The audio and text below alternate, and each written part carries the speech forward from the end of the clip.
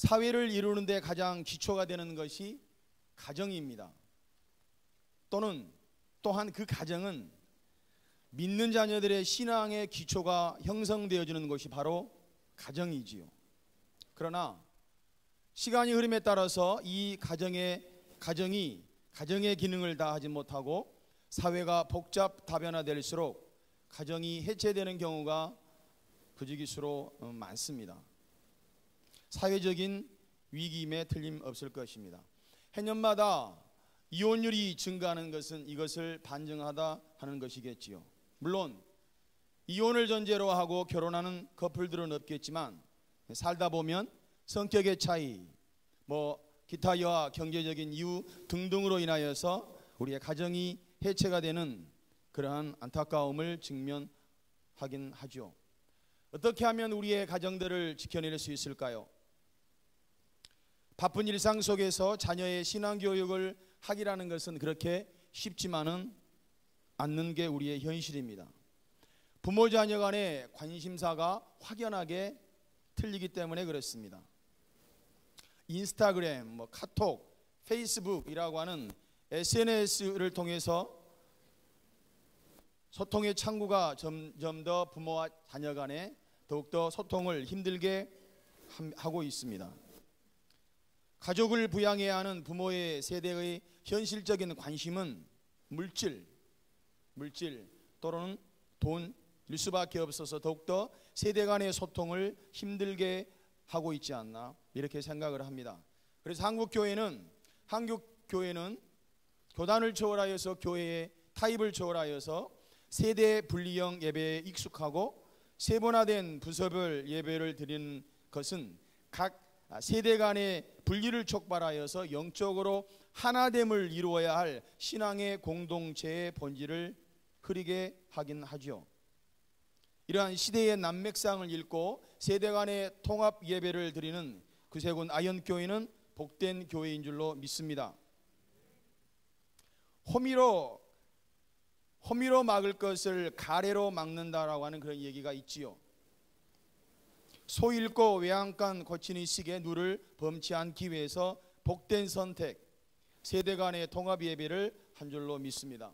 물론 지금은 두 번째 세대 통합 예배이기 때문에 정착화되어가는 관계 속에 있어서 많은 시행착오가 있을 줄 압니다. 본 취지를 잘 이해해 주시고 약간의 예배의 분위기가 어수선하다라고 그럴지라도 잘 따라 주시기를 바랍니다. 부모와 예배드리는 모습을 직접 보여주는 것이 자녀에게 있어서의 가장 귀한 신앙의 교육이 될 것이며 이들이 자라서 신앙의 계승자가 될 수 있으며 교회와 민족 가운데에 선한 영향력을 끼치는 믿음이 사람이 될 줄로 믿습니다. 서두의 말씀이 좀 길었습니다. 세대 통합 예배의 중요성을 역설하고 싶어서 말씀을 드렸습니다. 오늘 본문 말씀은요, 본문 말씀에 의하여서 세대 간의 통합 예배를 어떻게 이루어갈 것인가 라고 하는 제목을 가지고 오직 하나님만을 섬기자라는 그런 말씀하에 제목하에 1세대의 관점에서 함께 말씀을 드리고자 합니다. 출애굽을 경험했던 1세대들과 이후 광야 시대를 거쳤던 2세대를 거쳐 가나안 땅 3세대에 이르기까지 점점 물질의 풍요함을 인하여 하나님을 기억하지 못하는 세대로 변해가고 있지는 않은지 우리는 잘 알고 있습니다. 모세는 고별 설교를 통해서 앞으로 되어질 일, 가나안 땅에 들어가면 1세대들이 경험했던 것을 경험하지 못할 3세대들이 행할 죄악성에 대해서 다음과 같이 고발합니다. 신명기 31장입니다. 내가 그들의 조상들에게 맹세한 바 젖과 꿀이 흐르는 땅으로 그들을 인도하여 드린 후에 그들이 먹어 배부르고 살찌면 돌이켜 다른 신을 섬기고 나를 멸시하여 내 언약을 어기리니 그들이 수많은 재앙과 환난을 당할 때에 그들의 자손이 부르기를 잊지 아니하는 이 노래가 그들 앞에 증인처럼 되리라. 나는 내가 맹세한 땅으로 그들을 인도하여 드리기 전 오늘 나는 그들의 생각하는 바를 아노라. 예나 지금이나 하나님의 말씀은 동일합니다. 예나 지금이나 하나님의 말씀은 동일하게 맞아떨어진다는 그런 얘기지요. 부모 세대는 자손들에게 부지런히 가르쳐야 됩니다.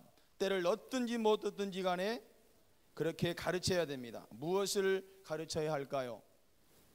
그것은 누가 우리의 왕이냐는 거죠.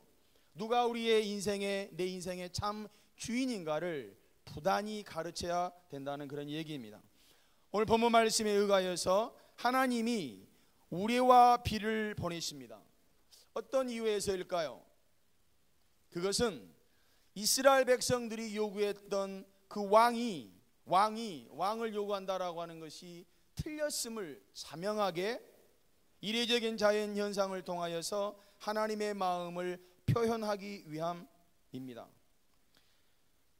자녀들이 다 요구하는 것을 들어주는 부모는 별로 없겠지요. 그럼에도 불구하고 자녀들이 때를 쓰면 마지못해서 들어줄 수밖에 없는 것이 우리 부모의 마음입니다. 자식 이기는 부모 없다고 합니다. 자식 앞에 장사가 없다는 얘기이지요. 사회가 복잡 다변화되어서 자녀를 사칭하여 걸려온 전화로 인하여서 사기를 당하는 그런 어려운 경우가 많은데, 이른바 메신저 피싱이라고 하는 얘기를 많이 들어보셨을 겁니다. 자녀의 휴대폰 전화가 고장이 나서 이와 관련한 보험금을 수령해야 한다며 아버지의 핸드폰에 원격 조정이 가능한 앱 설치를 요구하고 주민등록 번호 등 은행 계좌 비밀번호 등을 알려달라 해서 사기범들이 사기를 치는 이른바 메신저 피싱. 이 모든 것들이 다 자식을 사랑하는 것들로 인하여서 행해지는 안타까운 일이 수가 있겠죠. 자녀를 사랑한다함이 우리의 왕이 될 수 없다는 겁니다. 그런데 우리는 우리의 자식의 교육을 시키기 위해서 모든 것을 쏟아붓습니다. 심지어 자녀의 신앙마저도 자녀가 예배 드리러 간다라고 그랬을 때에 자녀의 밝은 장래를 위해서 쉽게 자녀들의 신앙을 팔아헤치는 경우가 아주 허다한다는 얘기죠. 하나님이 기뻐하실까요? 과연 나의 왕은, 여러분의 자녀의 왕은 누구가 되어야 하는 것일까요? 자녀의 밝은 미래, 자녀의 행복, 내 인생과 같이 구질구질하게 살지 말라. 악착같이 세상과 스펙 등을 습득하여 남을 밟아 일어서야만 하는 약육강식의 정글법칙을 전수하는 것이 자녀 사랑일까요? 신명기 6장 1절 5절 말씀에 이는 곧 너희 하나님 여호와께서 너희에게 가르치라고 명하신 명령과 규례와 법도라. 너희가 건너가서 차지할 땅에서 행할 것이니 곧 너와 내 아들과 내 자손들이 3대에 걸쳐 자손들이 평생에 내 하나님 여호와를 경외하며 내가 너희에게 명한 그 모든 규례와 명령을 지키게 하기 위한 것이며 또 내 나를 장구하게 하기 위한 것이라. 이스라엘아 듣고 삼가 그것을 행하라. 그리하면 너가 복을 받고 내 조상들의 하나님 여호와께서 내게 허락하심 같이 젖과 꿀이 흐르는 땅에서 너가 크게 번성하리라. 이스라엘아 들으라. 우리 하나님 여호와는 오직 유일한 하나님 여호와이시니 너는 마음을 다하고 뜻을 다하고 힘을 다하여 내 하나님 여호와를 사랑하라. 이것이 최고의 자녀의 사랑인 줄로 믿습니다. 이렇게 자녀를 교육시키라는 겁니다. 이스라엘 계정 중에 밀베는 때 5월달과 6월달은 메소포타미아 지역에서 지중해 쪽으로 매우 건조한 바람이 불기 때문에 무더위가 시작되어지는 그러한 시즌이라고 합니다. 그런데 이러한 시즌에 하나님은 계절에 보기 드문 이례적인 자연현상 번개와 우레와 비를 보내셨음은 이러한 자연현상들을 통하여 이스라엘 백성들에게 경각심을 주시고자 했다라고 하는 것이지요. 이스라엘 백성들의 잘못은 이스라엘을 통치하시는 분이 바로 하나님이신데 직접적인 통치, 하나님의 통치를 버리고 하나님을 알지 못하는 이방 족속들의 시스템을 좋아한 나머지 그들에게도 우리에게도 인간의 왕을 세워달라고 요구했던 것이 하나님 앞에 서서 잘못되었음을 자명하게 가르치기 위함이었다라고 하는 것이죠. 이스라엘의 백성들의 왕은 하나님이셨음에도 불구하고 그들은 하나님이 그들의 왕 되심을 벗어버리고 인간의 왕을 요구했다라고 하는 겁니다. 나와 여러분들의 우리의 왕은 누가 되어야 하는 것일까요? 암몬 전투에서 승리하고 이스라엘의 초대 왕이 세워지고 온 백성이 하나님 앞에 모여 기뻐하며 화목제를 드리는 성회로 모이는 이 길갈의 모임은 이스라엘의 왕이 진짜 누구인가를 두고 백성들을 각성시키는 그런 회개의 자리였다라고 하는 겁니다. 우리의 왕은 하나님이 되어야 되는 줄로 믿습니다. 물질이 아니라는 겁니다. 세상의 부귀와 영화가 아니라는 겁니다. 자식 사랑이 내가 살아가는 삶의 모토 또한도 아니라는 겁니다. 오직 여호와 하나님만이 우리의 왕인 줄로 믿습니다. 입술로서만 고백하지 마시고 그ram의 것들을 실천함으로 적용함으로써 내가 믿는 하나님이 우리의 왕 되심을 증명해 나아가십시다. 내 마음은 내 인생의 향락을 쫓아가면서 나의 삶을 이끌어가고 있지 아니하는지 점검해 볼 수 있는 그러한 시간들이 되어 주시기를 간절히 소원합니다. 진실되게 하나님만을 나의 왕으로 섬기는 축복이 여러분들에게 함께 하시기를 간절히 소원합니다. 두 번째, 사무엘이 이스라엘 백성들을 위해서 결단한 사실이 23절에 기록되어 있는데, 첫 번째, 이스라엘 백성들을 위하여서 내가 기도하는 것을 쉬지 아니하겠다 뿐만 아니라 선하고 의로운 길을 가르치겠다라고 하는 것이죠. 부모님들이 자녀들에게 가장 서운할 때가 어떠한 때일까요? 부모로서 존중받지 못하고 무시당할 때인 줄로 압니다. 예를 들어서 힘들게 어렵게 하루 일과를 마치고 퇴근하였는데 자식들이 반겨주지 않았을 때, 하루 온종일 핸드폰을 끼며 만지작거리며 산다라고 할지라도 부모에게 문자 한 통 보내지 않은 자녀에게 애가 그렇습니다. 친구들에게는 별소리 다 하면서도 정작 부모에게는 입도 빵긋하지 않는 채 부모를 마치 투명인간처럼 취급을 당할 때, 그때가 아마 부모로서의 가장 섭섭하지 않을까 생각을 합니다. 동의하시지요?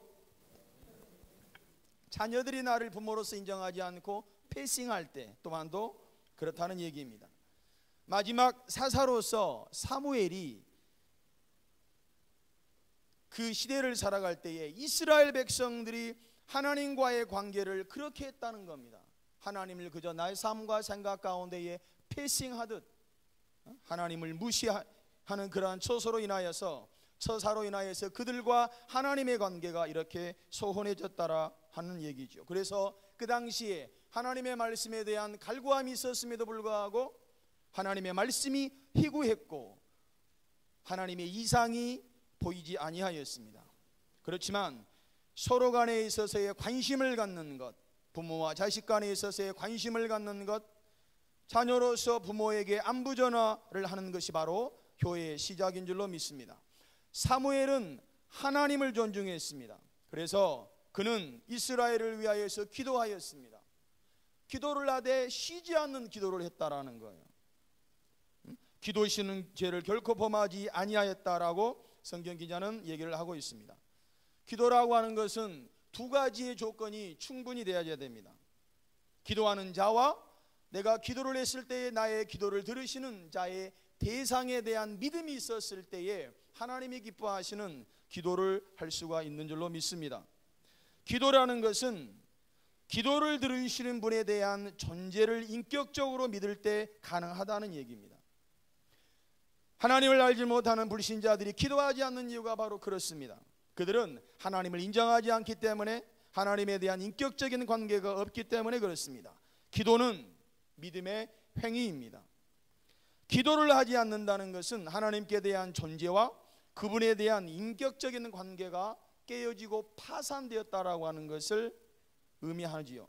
그래서 히브리서 11장 6절 말씀에 함께 읽어보실까요? 자, 시작.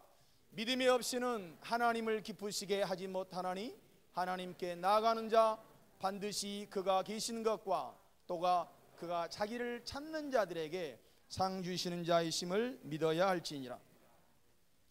사무엘은 일생 동안 이스라엘 백성들을 위해서 기도했고 기도 쉬는 죄를 범하지 아니하였습니다. 다음 세대, 자녀의 세대가 믿음이 자녀 세대에게 믿음이 신앙이 전수되기를 원하십니까? 신앙의 명문 가정이 되기를 원하십니까?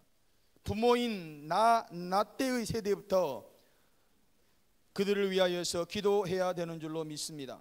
기도를 쉰다는 것은 하나님의 존재와 능력을 믿지 않는다는 것이며 그분의 말씀에 대해서 귀를 막고 보여주는 이상에 대한 눈을 감는 것과 같습니다. 더 나아가 기도를 하지 않는 그리스도인이라고 하는 것은 하나님을 멸시하는 처사라고 하는 것입니다. 하나님의 말씀을 받기를 원하십니까? 꿈과 비전을 원하십니까? 자녀들을 위해서 기도하십시오. 아무리 바쁘더라도, 아무리 좋은 것을 내가 먹이고 입힐지라도 자녀를 위한 기도가 빠지면 이 모든 것들이 다 허사임을 아시고 예수 그리스도 이름으로 여러분의 자녀를 축복하시고 복을 빌어주십시오. 그러면 우리의 입술의 열매를 맺으신 하나님께서 축복해 주시는 가정이 되어줄 줄로 믿습니다. 여러분들은 자녀들에게 무엇을 가르치고 싶으신가요? 23절 하반절 말씀에 선하고 의로운 길을 걷는 법을 가르치겠다라고 사무엘이 이스라엘 백성들에게 또한 은혜를 주는데, 선하고 의로운 길을 걷는 법, 이것을 가르치기 위해서는 먼저 선행하는 자가 1세대인 나와 여러분의 부모인 세대가 솔선수범이야말로 최고의 가르침인 줄로 믿습니다. 하라 말로만 하지 마시고 내가 먼저 성경을 읽는다든지 성경 공부를 한다든지 그러한 것들을 통하여서 우리의 자녀들의 세대에 나의 믿음이, 우리의 바람이 전수되어지는 줄로 믿습니다. 왕의 어명을 전하기 위해서는 파발꾼은 사력을 다해서 달려갑니다. 한치의 망설임도 없이 그 내용 그대로 토시 하나 바꾸지 아니하고 그대로 전합니다. 왜 그렇죠? 파발꾼의 임무가 바로 여기에 있기 때문에 그렇습니다. 어명 속에는, 왕의 말 속에는 왕의 권위가 포함되어 있지요. 그 권위로 말미암아 그토록 그렇게 긴박하게 달려가는 것이죠. 왕의 권위 때문에 왕의 말 그대로 전하는 것이고, 또한 그와 같은 동일한 태도로 사무엘이 이스라엘 백성들에게 선하고 의로운 길을 가르치겠다라고 선언하는 것입니다. 선하고 의로운 길이라는 것은 무엇일까요? 사사시대의 마지막 사사로서 살아가는 이 사무엘, 이 시대 때는 그 시대의 모토가 있었는데, 각자 자기의 소견에 오른 대로 행하더라. 상대주의라는 거예요. 당신도 옳고 나도 옳고, 절대적인 하나님의 말씀이 그들의 심령 가운데에, 그들의 시대 가운데에 있지 않았다는 겁니다. 각자 자기의 소견에 오른 것, 이게 의롭고 선한 길에 정확하게 대치되어지는 그러한 얘기죠. 무엇이 의롭고 선한 길일까요? 24절 말씀에 하나님이 행하신 일을 생각하며 그를 경외하며 마음을 다하여 섬기는 것, 이게 바로 선하고 의로운 길로서 우리들이 자녀인 세대에게 가르쳐야 할 길인 줄로 믿습니다. 동일하게 신명기 10장 12절 말씀에 이스라엘아, 내 하나님 여호와께서 내게 요구하는 것이 무엇이냐? 곧 내 하나님 여호와를 경외하며 그의 모든 도를 행하고 그를 사랑하며 마음을 다하고 뜻을 다하여 내 하나님 여호와를 섬기고, 이것이 당신의 백성들에게 원하시는, 우리에게 요구하시는 의롭고 선한 길이라고 하는 것. 하나님의 말씀에 대해서 묵상하십시오. 그리고 온 마음을 다해서 하나님의 말씀대로 살아내는 그러한 여러분들 되시기를 주의 이름으로 간절히 축원합니다. 세대의 통합은 말로만 되어지는 것은 아닙니다. 우리가 씨를 뿌려야 됩니다. 기도에 씨앗을 뿌려야 되고요, 말씀에 대한 가르침에 씨앗을 뿌려야 됩니다. 그리하였을 때에 세대의 통합이 이루어진다라고 하는 것입니다. 하나님은 당신의 이름을 위하여서 우리 믿는 믿음의 가정을 기뻐하셔서 결코 당신의 백성들을 버리지 아니하신다라고 하는 거예요. 22절의 말씀이 그렇습니다. 부모인 1세대인 나는 어떻게 할 거나 기도시는 죄를 범해서는 안 된다는 거예요. 신앙의 훌륭한 유산을 남겨주기 위해서 항상 가르쳐야 된다는 거예요. 내 인생의 철학을 가르치고자 하는 게 아니라 내 가치관을 자녀들에게 그대로 심으려고 하는 게 아니라 선하고 의로운 길이 무엇인지 하나님의 말씀을 묵상하여서 묵상되어지는 그 하나님의 말씀을 자녀인 제2세대에게 3세대에게 가르치십시오. 그러면 말씀을 통해서 하나님은 역사하셔서 복 주실 줄로 믿습니다. 가정 간에 있어서의 세대의 통합을 허락해 주신 줄로 믿습니다. 자녀인 세대는 또한 지금까지 행하신 하나님의 큰 일을 생각하고 오직 하나님을 경외하며 마음을 다하여 진실이 하나님을 섬겨야 될 줄로 믿습니다. 24절의 말씀이었습니다. 그리하였을 때에 하나님께서 우리를 복 주셔서 예수만 섬기고 하나님만 섬기는 세대 간에 있어서의 통합이 되어지는 그러한 가정으로 축복해 주실 줄로 믿습니다. 새 찬송가 559장 이런 찬송가의 가사가 있는데 사철에 바람 불어 있고 하나님 아버지 모셨으니 믿음의 반석도 든든하다 우리 집 즐거운 동산이라. 고마워라 임마누엘 예수만 섬기는 우리 집 고마워라 임마누엘. 복되고 즐거운 하루하루, 복되고 즐거운 하루하루, 한 주간 한 주간 이번 주 주간도로 살아가시기를 주의 이름으로 간절히 축원합니다.